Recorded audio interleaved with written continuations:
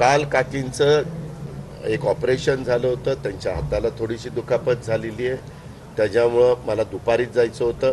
Operation झाल्या परंतु मला थोडासा विलंब लागला, कारण बाकीचे हे खातेवाटप डिक्लेअर झालं. मी मंत्रालयामध्ये होतो, मी विधान भवनात होतो, मला विधानसभा अध्यक्षांशी पण बोलायचं होतं, कारण अधिवेशन सोमवारपासून आहे. थोडंसं ह्या सगळ्याचे बरोबर चर्चा केली की सोपं जातं.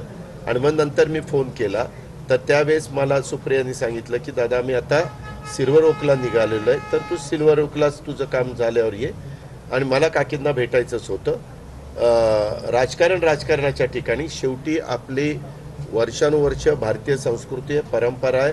आपण परिवाराला महत्त्व त्या ठिकाणी देत असतो.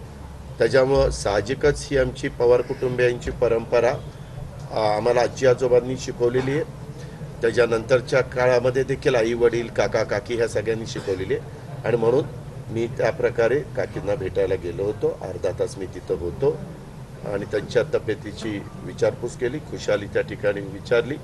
त्यांना अजून 21 दिवस त्याच्याबद्दलचं काळजी घ्यावी लागणार आहे. आणि माझ्या अंतर्मनाने सांगितलं आपण तिथं गेलं पाहिजे. मी गेलो. पवार साहेब तिथं होते, सुप्रिया तिथं होते, काकी तिथं होते. काय आपलं काही अडचण?